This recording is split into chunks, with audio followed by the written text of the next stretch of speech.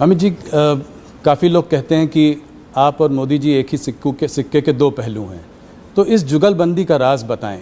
कैसे केमिस्ट्री? कहना ठीक नहीं है। मोदी जी और कार्यकर्ता दोनों एक सिक्के के दो पहलू हैं। करोड़ों कार्यकर्ताओं के जीवन में उन्होंने रास्ता भी बताया है, कोई भटकता है तो उंगली भी पकड़ी है, कई लोगों के जीवन को नई ऊंचाइयां भी दी हैं और हर कार्यकर्ता को पार्टी के सिद्धांतों के आधार पर जीने की आदत भी डाली है, क्योंकि वो स्वयं कार्यकर्ता हैं। उन्होंने प्रधानमंत्री बनने के बाद भी देश की इतनी बड़ी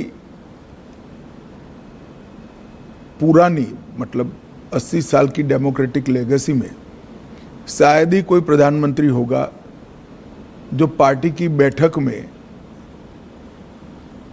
डायस पर से उठकर फ्रेश होने के लिए भी नहीं जाता होगा। 3 दिन की कार्यकारिणी है तो 3 दिन पूरा वो मंच पर आपको सजग अवस्था में पूरी कार्यवाही में ध्यान देते हुए दिखाई पड़ेंगे। वो बीच बीच में माइक लेकर टोकते भी हैं और एक प्रकार से मैं कहूँ तो इसके कारण कार्यकारिणियों की उपस्थिति बढ़ गई है, क्योंकि जब आपका नेता स्वयं ही बैठता है तो सभी लोगों को बैठना ही पड़ता है। मोदी जी लोगों से एक दिल का रिश्ता बना लेते हैं। मैंने देखा है कि बड़े बड़े ग्लोबल लीडर्स के साथ भी उनका 1-on-1 एक रिश्ता है। वो प्रोटोकॉल के बियॉन्ड जाकर एक रिश्ता बनाने की कोशिश करते हैं, चाहे वो ट्रंप हो, चाहे वो नेतन्याहू हो, पुतिन जी हो। तो और अगर दोस्त कभी रूठ भी जाए तो उसको मना भी लेते हैं। तो ये कैसी क्वालिटी है? जो देखिए, कोई भी नेता जब अपने लक्ष्य के लिए और अपने देश के लिए काम करता है तो प्रोटोकॉल नहीं रहते हैं।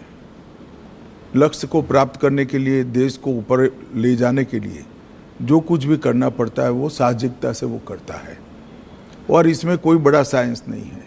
जब अपने आप को आप निकाल लोगे, अपने आप के अहंकार को निकाल दोगे तो सब कुछ साहसिक हो जाता है। और ये मैंने देखा है। मैंने छोटे से छोटे कार्यकर्ता से बात करते हुए देखा है, उसको प्रेरित करते हुए देखा है, उसको डांटते हुए भी देखा है और बड़े से बड़े नेता के साथ भी इसी प्रकार का व्यवहार करते हुए भी देखा है, क्योंकि उद्देश्य पार्टी ठीक चले, राज्य ठीक चले, राष्ट्र ठीक चले, वो है। अंतर्राष्ट्रीय संबंधों में भी उन्होंने व्यक्तिगत रिश्ते तो बनाए, मगर वो व्यक्तिगत रिश्ते हमेशा भारत के उपयोग में आए। उनकी अंतर्राष्ट्रीय नेताओं की दोस्ती से मैं सार्वजनिक रूप से कहना नहीं चाहता, मगर ढेर सारी घटनाओं को मैं जानता हूं जिससे भारत को इतना फायदा हुआ है। कई प्रकार के अद्भुत फैसले हुए हैं जो कभी फॉरेन पॉलिसी के माध्यम से होना असंभव था, मगर वो देश के हित में हुई। बहुत बड़ी बात। 2014 की जीत, भारतीय जनता पार्टी की जीत, मोदी जी का प्रधानमंत्री बनना, ये अपने आप में एक ऐतिहासिक जीत थी। मैं आपके माध्यम से सवाल पूछना चाहता हूँ। आपको उस चुनाव में बहुत बड़ी एक जिम्मेदारी मिली है। आपको उत्तर प्रदेश को डिलीवर करना था भारतीय जनता पार्टी के लिए।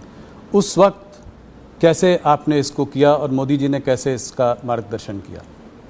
देखिए, पूरे देश भर में कांग्रेस के खिलाफ गुस्सा और नफरत दोनों थी और मोदी जी के एक प्रकार से 12 साल के मुख्यमंत्री काल के कारण गुजरात मॉडल पूरे देश को आकर्षित करता था। जो कमियां कांग्रेस के शासन में दिखाई पड़ती थी, वो कमियों का जवाब मोदी जी की खूबियों में दिखता था। तो एक बड़ा जन आकर्षण था नरेंद्र मोदी जी के लिए। उत्तर प्रदेश में मेरे लिए जिम्मेदारी ये थी कि संगठन ठीक ठाक कर इस लोकप्रियता को वोट में कन्वर्ट करना और वोट को मतपेटी के अंदर कैद करना। और उत्तर प्रदेश में जातिवाद से ऊपर उठकर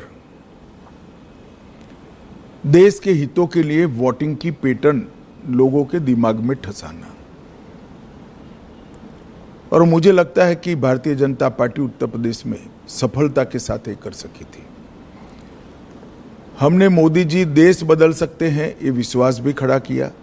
देश बदलेगा, देश बदलना है तो उत्तर प्रदेश को बदलना ही पड़ेगा, इसलिए मोदी जी उत्तर प्रदेश बदल सकते हैं ये विश्वास खड़ा किया।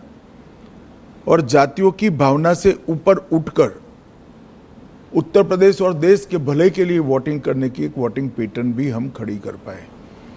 इसके लिए सघन प्रवास, संगठन का रिपेयरिंग, ढेर सारी चीजें थी, मगर मुख्य मुद्दा मोदी जी की लोकप्रियता जो अर्जित हुई थी, मोदी जी से जो आस बनी हुई थी, वो आस को एनकेस करने का यंत्रणा खड़ी करना था।